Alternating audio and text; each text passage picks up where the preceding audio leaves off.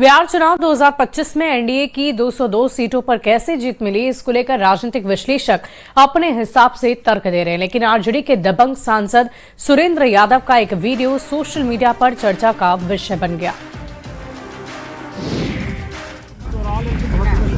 जहानाबाद से आरजेडी सांसद सुरेंद्र यादव का एक वीडियो वायरल हो रहा है, जिसमें वो कुछ लोगों से गाली गलौज की भाषा में बात करते हुए दिखाई देते हैं। चुनाव के दौरान वोट को लेकर वे लोगों से बात कर रहे थे और इसी दौरान सुरेंद्र यादव हर लाइन में गाली निकालने लगे। न्यूज 18 इस हालांकि वायरल वीडियो की पुष्टि नहीं करता, लेकिन जब लोगों ने इस विकास को लेकर सवाल किया तो वो भड़क गए और कहने लगे कि यहाँ से 15,000 यादव का वोट उनके विरोधी को मिला है। वायरल वीडियो में लोगों ने विकास से संबंधित सवाल किया। ये सुनते ही सुरेंद्र यादव ने भाषा की सारी मर्यादा ही तोड़ दी। विकास के सवाल पर सांसद भड़क उठे और कहते हुए नजर भी आ रहे हैं कि यहाँ से यादव का 15,000 वोट उनको मिला है, ऐसे में हम काम करेंगे क्या। यही नहीं, वो कुछ लोगों का नाम लेकर साथ में गाली देते हुए कहते हैं कि उन्होंने वोट उसको दिलाया। बता दें कि चुनाव से पहले सांसद ने जनता से वादा किया था कि जिएंगे आपके लिए और मरेंगे भी आपके लिए। हम बीजेपी में कभी भी नहीं जाएंगे, आग भी लग जाएगा तो हम आपको नहीं छोड़ेंगे। वाल्मीकि टाइगर रिजर्व में जंगल सफारी के दौरान पर्यटकों को उस समय रोमांचक अनुभव मिला जब जंगल में बाघ को टहलते हुए देखा गया। उसका वीडियो बना लिया। मोबाइल के कैमरे में कैद बाघ के चहलकदमी की ये तस्वीरें वाल्मीकि टाइगर रिजर्व की है, जहां जंगल सफारी के दौरान पर्यटकों को उस समय रोमांचक अनुभव मिला जब उन्होंने जंगल में बाघ को टहलते देखा। बाघ को देखते ही पर्यटकों ने अपने मोबाइल फोन के कैमरे निकाल लिए और इस दुर्लभ पल को वीडियो में कैद कर लिया। बाघ को इतने करीब से देख करके सभी पर्यटक गदगद नजर आए। पर्यटकों ने ये बताया है कि रामनगर के रहने वाले सिकंदर हयात अपने 6 दोस्तों के साथ वाल्मीकि टाइगर रिजर्व में जंगल सफारी पर आए थे। सिकंदर हयात ने ये कहा है कि वो जीवन में पहली बार जंगल सफारी पर गए थे। पहले ही बार में बाघ समेत अन्य वन जीवों को देख करके बेहद रोमांचित हो गए। उन्होंने कहा कि बाघ को सामने देख करके एक अलग ही अनुभूति हुई, जिसे शब्दों में बयान करना मुश्किल है। अफसोस इस बात का है कि इतने पास रहने के बावजूद भी वो पहले कभी जंगल सफारी पर नहीं आए थे। सिकंदर हयात ने ये बताया है कि जंगल में टहलते हुए बाघ को देखना उनके जीवन का सबसे यादगार पल बन गया है और इस अनुभव को उन्होंने अपने मोबाइल के कैमरे में कैद कर लिया, जो जीवन भर की याद बनकर रहेगा। सीतामढ़ी के बथनाहा में हुए फेकन हत्याकांड से पुलिस ने पर्दा हटा दिया। साजिश का जो चेहरा सामने आया, उसकी हकीकत जानकर आपके पैरों तले जमीन खिसक जाएगी। कौन है वो चेहरा, पूरी खबर 1 मिनट में देखिए।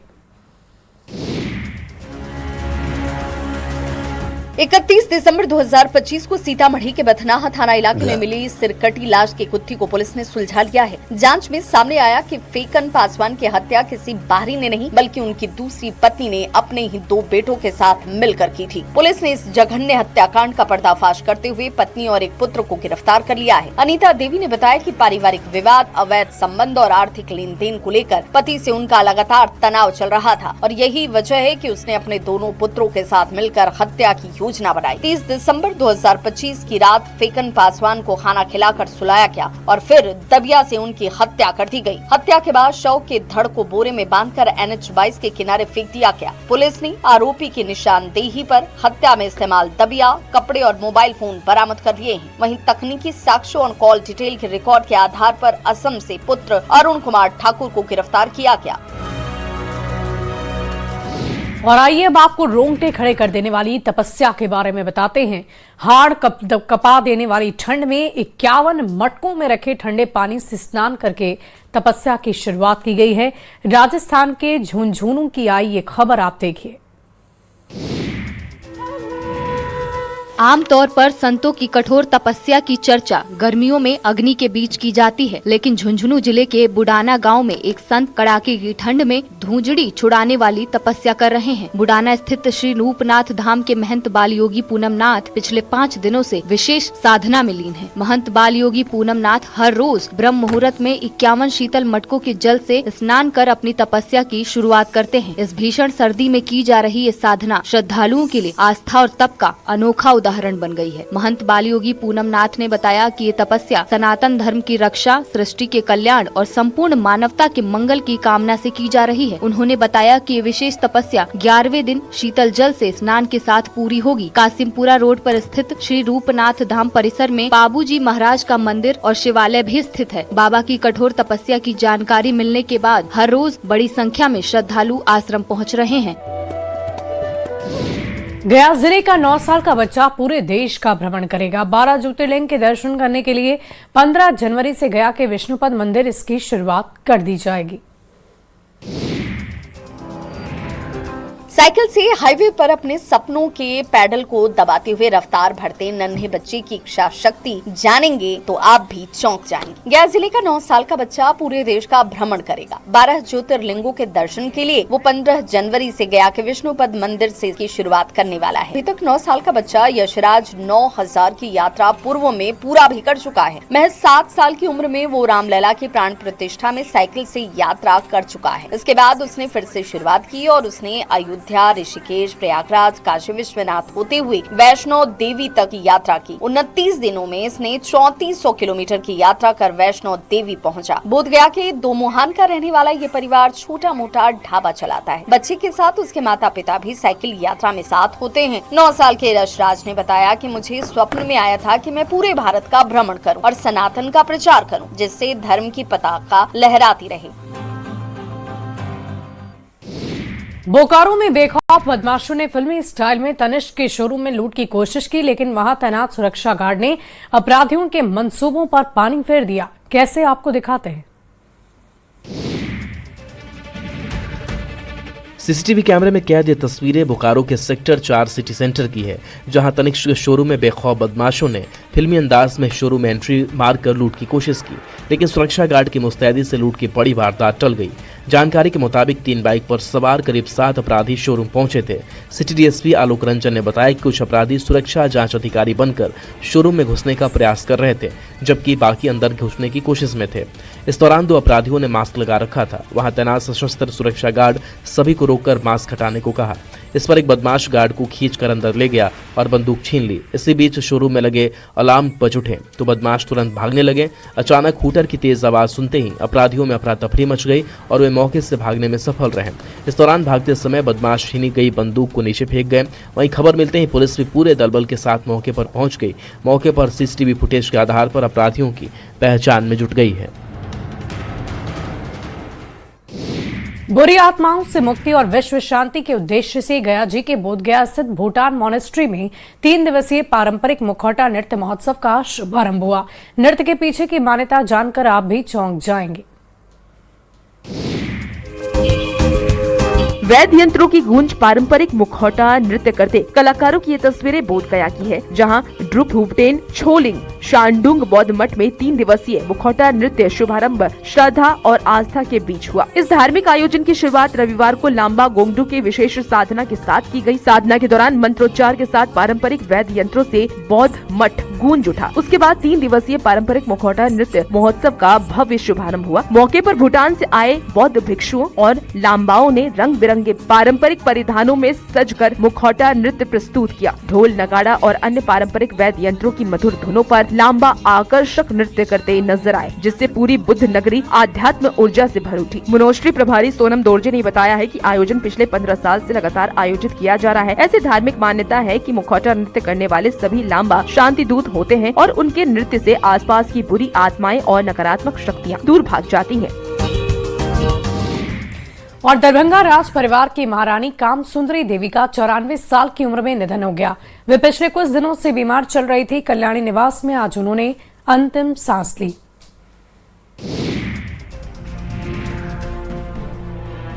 दरभंगा राज परिवार के वरिष्ठ सदस्य और महारानी कामसुंदरी देवी का निधन हो गया। कुछ दिनों से बीमार चल रही थी। 94 साल की उम्र में राज परिवार के कल्याणी निवास में अंतिम सांस ली। उनके निधन की खबर से पूरे मिथिला क्षेत्र में शोक की लहर दौड़ गई। महारानी कामसुंदरी देवी महाराजा कामेश्वर सिंह की तीसरी पत्नी थी। दोनों का विवाह 1940 में हुआ था। महाराजा कामेश्वर सिंह की पहली पत्नी महारानी राजलक्ष्मी और दूसरी पत्नी महारानी कामेश्वरी प्रिया का पहले ही निधन हो चुका था। महारानी कामसुंदरी देवी सामाजिक और परोपकारी कार्यों के लिए विशेष रूप से जानी जाती थी। उन्होंने अपने पति महाराजा की स्मृति में महाराजाधिराज कामेश्वर सिंह कल्याणी फाउंडेशन की स्थापना की थी। इस फाउंडेशन के माध्यम से शिक्षा, स्वास्थ्य और सामाजिक सेवा के क्षेत्र में कई महत्वपूर्ण कार्य किए गए, जिससे समाज की कमजोर वर्गों को लाभ मिला। उनके निधन पर राज परिवार के सदस्य, गणमान्य नागरिक, सामाजिक संगठन और आम लोगों ने गहरी शोक संवेदना व्यक्त की है।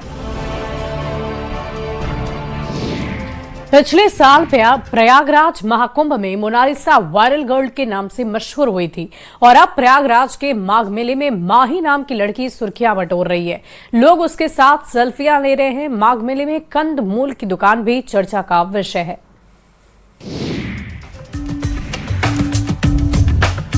पिछले साल महाकुंभ में आई मोनालिसा तो आपको याद होगी। महाकुंभ ने उसकी जिंदगी रातों रात बदल दी थी। वो अब बॉलीवुड डेब्यू की तैयारी कर रही है। उसकी पहली फिल्म की शूटिंग उत्तराखंड में चल रही है। वहीं इस बार माघ मेले में माही निषाद नाम की लड़की भी चर्चा में है। वो अपने परिवार के साथ माला बेचने आई है, लेकिन लोग उसकी खूबसूरती को देखकर उससे माला कम खरीद रहे हैं। उसका वीडियो और सेल्फी जरूर ले रहे हैं। माही जहाँ जहाँ जाती है लोग उसे घेर लेते हैं। माही निषाद प्रयागराज के नैनी की रहने वाली है। 19 साल की माही कक्षा 9 में पढ़ती है। माही को भी फिल्में देखना काफी पसंद है। वो भी फिल्मों में काम करने की तमन्ना रखती है। संगम की रेत में इस वक्त तरह तरह की दुकानें सजी हुई हैं। खाने पीने से लेकर सजावटी सामानों की दुकान आपको देखने को मिल जाएगी। हनुमान मंदिर के नजदीक किले के पास एक ऐसी दुकान है जहां कंदमूल फल बेचे जा रहे हैं। मान्यता है कि इस फल को प्रभु श्री राम ने अपने वनवास के दौरान चित्रकूट में खाया था। धनबाद में अनोखी बस को लॉन्च किया गया। इस बस को एकल ऑन व्हील्स कंप्यूटर वैन नाम दिया गया।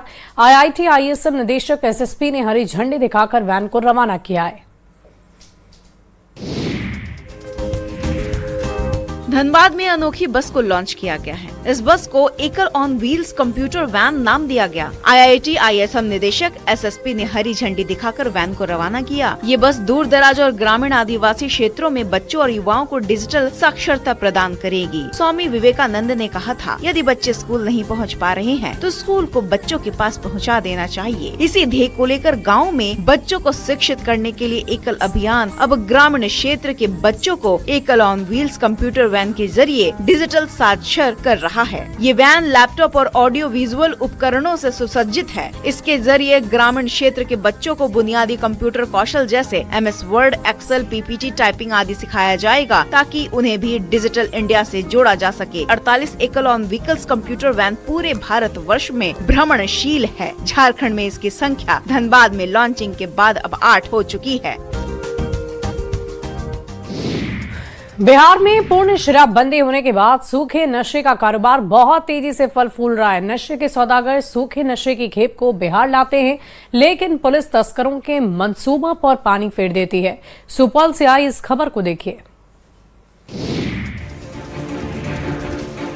सुपौल पुलिस की कस्टडी में दिख रहे यही वो दोनों नशे के सौदागर हैं जिन्हें पुलिस ने करोड़ों के गांजा के साथ गिरफ्तार किया। पुलिस ने राघोपुर थाना क्षेत्र के सिमराही गोल चौक के पास गांजा लदी एक बलेरो को भी जब्त किया है। पुलिस ने गाड़ी से 13 प्लास्टिक की बोरियों में कुल 451 किलो गांजा बरामद किया। इस कार्रवाई में मौके से 2 लोगों को गिरफ्तार किया गया। बरामद गांजा की अंतर्राष्ट्रीय बाजार में कीमत 5 करोड़ रुपए से अधिक आंकी जा रही है। गिरफ्तार आरोपियों की पहचान मोहम्मद आजिर आलम और आलम खां के रूप में की गई है। पुलिस के मुताबिक हिरासत में लिए गए तस्करों से पूछताछ की जा रही है। शुरुआती पूछताछ में गांजा तस्करी से जुड़े नेटवर्क और सप्लाई चेन के संबंध में अहम जानकारी मिलने की उम्मीद है। फिलहाल पुलिस नशे के दोनों सौदागरों से पूछताछ कर रही है ताकि ये पता लगा सके कि सिंडिकेट में कौन कौन लोग शामिल हैं। वहीं पुलिस की इस कामयाबी पर जिले के SP ने बताया है कि जिले में नशे के खिलाफ अभियान लगातार जारी रहेगा और किसी भी सूरत में नशा कारोबारियों को बख्शा नहीं जाएगा।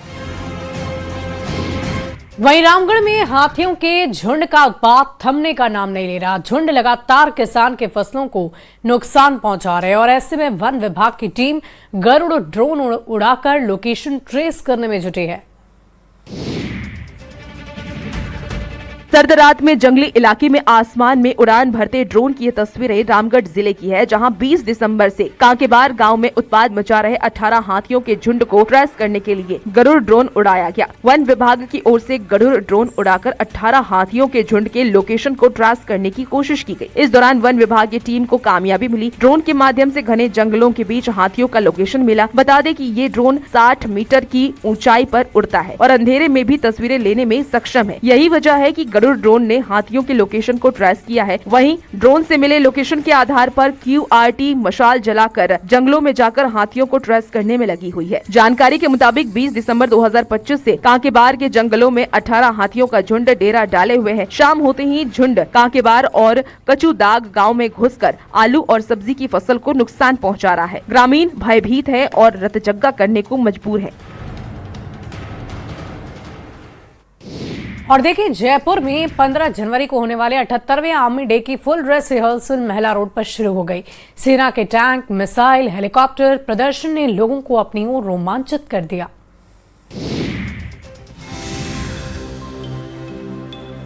78वें आर्मी डे परेड को लेकर जयपुर पूरी तरह देशभक्ति के रंग में रंग चुका है। जगतपुरा स्थित महिला रोड से लेकर भवानी निकेतन कॉलेज और सवाई मानसिंह स्टेडियम तक भारतीय सेना की फुल ड्रेस रिहर्सल जारी है। खास तौर पर महिला रोड पर चल रही रिहर्सल को देखने के लिए सुबह से ही लोगों का भारी हुजूम उमड़ा पड़ा है। रिहर्सल के दौरान जवानों की कदमताल, tank, drone, anti tank missile, bullet proof वाहन और ध्रुव, चीता व चेतक हेलीकॉप्टर की फ्लाई पास्ट ने माहौल को रोमांचक बना दिया। Army band, dare devils motorcycle दस्ता, डॉग्स और रोबोटिक्स शो ने लोगों को खासा आकर्षित किया। बड़ी संख्या में महिलाएं, स्कूली बच्चे और युवा परेड में देखने पहुंचे, जिससे युवाओं में सेना में भर्ती को लेकर उत्साह देखने को मिला। परेड के मद्देनजर महिला रोड को हाई सिक्योरिटी जोन घोषित किया गया है। छतों पर कमांडो तैनात है और हर गतिविधि पर कड़ी निगरानी रखी जा रही है। 11 और 13 जनवरी को फुल ड्रेस रिहर्सल के बाद 15 जनवरी को सुबह 10 बजे से मुख्य परेड आयोजित होगी। कभी जूट की राजधानी के नाम से प्रसिद्ध मधेपुरा जिला धीरे धीरे अपनी पहचान खो चुका है। बदलते वक्त के साथ साथ किसानों का भी जूट की खेती से मोह भंग हो गया, जिस पर सरकार को ध्यान देने की जरूरत है। जूट के लगे ढेर की तस्वीरें मधेपुरा जिले की है, जहां मुरलीगंज बिहारीगंज के किसानों का जूट की खेती से अब मोह भंग होने लगा है। एक ऐसा समय था जब जिले के मुरलीगंज बिहारीगंज को जूट की राजधानी के नाम से जाना जाता था। जूट की खेती और इसके व्यापार ने न सिर्फ यहाँ के किसानों को समृद्ध किया, बल्कि पूरे मधेपुरा जिले की ग्रामीण अर्थव्यवस्था को मजबूती दी थी। लेकिन बदलते वक्त और हालात ने इलाके की पहचान को भी धूमिल कर दिया और धीरे धीरे किसानों का जूट की खेती से मोह भंग होने लगा। स्थानीय बुजुर्गों और पुराने व्यापारियों की माने तो बिहारीगंज की मंडी कभी कच्चे जूट की सबसे बड़ी खरीद बिक्री का केंद्र हुआ करती थी। कोसी क्षेत्र के कई इलाकों से किसान बैलगाड़ियों और नावों के जरिए पाट लेकर बिहारीगंज पहुंचते थे। यहीं से व्यापारी जूट को कोलकाता की जूट मिलों तक भेजते थे, लेकिन उचित दाम नहीं मिलने से किसान खेती से दूर होते गए। ऐसे में किसानों की मांग है कि इस क्षेत्र को जूट क्लस्टर घोषित किया जाए, एमएसपी व्यवस्था को सख्ती से लागू किया जाए, ताकि किसानों को बाजार की गारंटी मिले। गुमला में जंगली हाथियों का उत्पात थमने का नाम नहीं ले रहा। हाथियों के कहर से गांव के लोग दहशत में हैं। वन विभाग से हाथियों को खदेड़ने की मांग की जा रही है। हाथियों के उत्पात की ये भयावह तस्वीरें गुमला जिले की है, जहां कामडारा प्रखंड में जंगली हाथी का उत्पात लगातार जारी है, जिससे ग्रामीणों में दहशत का माहौल बना हुआ है। बीती रात नरसिंहपुर की ओर से एक जंगली हाथी नवाड़ी गांव इलाके में घुस आया, जिससे ग्रामीणों ने कड़ी मशक्कत के बाद खदेड़कर गांव से बाहर किया। इससे पहले 3 हाथियों का झुंड नरसिंहपुर अंबाटोली गांव में घुस गया था, जहां हाथियों ने स्वर्ण साहू के घर 2 हिस्सों में क्षतिग्रस्त कर दिया था। इसके बाद हाथी नवाड़ी गांव पहुंचा और खेतों में लगी आलू और मटर की फसल को रौंदकर भारी नुकसान पहुंचाया। जानकारी के मुताबिक बीती रात ग्रामीणों ने हाथी को खदेड़कर चौके बुरू पहाड़ स्थित जंगल की ओर भेजा था, लेकिन हाथी फिर से गांव में घुसने की कोशिश करने लगा। इसी बीच ग्रामीणों की नजर हाथी पर पड़ गई। ग्रामीणों ने एकजुट होकर उसे रोका। हाथी के लगातार मूवमेंट से आसपास के कई गांवों के लोग भयभीत हैं। ग्रामीणों ने वन विभाग से हाथी को खदेड़ने की मांग की है। इसके बाद से किवाटी हाथियों को खदेड़ने में जुटी हुई है। अगर आप नॉनवेज खाने के शौकीन हैं तो ये खबर आपके लिए बेहद जरूरी, क्योंकि नॉनवेज के नाम पर बीमारी आपकी थाली तक पहुंच रही है। हरियाणा नंबर की ये गाड़ी देहरादून में मुर्गियों की सप्लाई देने के लिए आई है, लेकिन गाड़ी के अंदर का नजारा होश उड़ा देने वाला था। अधिकतर मुर्गियां मरी हुई थीं, तो कई मरणासन स्थिति में थीं। आशंका जताई जा रही है कि ये मुर्गियां किसी गंभीर बीमारी से संक्रमित थीं। हैरानी की बात यह है कि इन मुर्गियों को मारकर नॉनवेज के शौकीनों को परोसा जा रहा है। देहरादून में ही करीब 400 से अधिक नॉनवेज की दुकानें संचालित हो रही है, जहाँ चिकन, मटन, फिश सहित अन्य नॉनवेज बेचा जाता है। इन दुकानों को नगर निगम लाइसेंस तो देता है, लेकिन देहरादून में कोई भी अधिकृत स्टॉलर हाउस नहीं है। जाहिर है कि ये नॉनवेज के लिए बड़ी संख्या में मुर्गों और बकरों की कटान बाहर हो रही है और बाहर से ही इन्हें यहाँ लाया जा रहा है। लेकिन नियमों के मुताबिक नगर निगम को नॉनवेज दुकानों और मांस की सप्लाई पर निगरानी रखनी होती है। लेकिन आरोप है कि लंबे समय तक अधिकारियों ने आंख मूंदे रखी और ऐसे असुरक्षित मीट से लोगों की सेहत के साथ खिलवाड़ हो रहा था।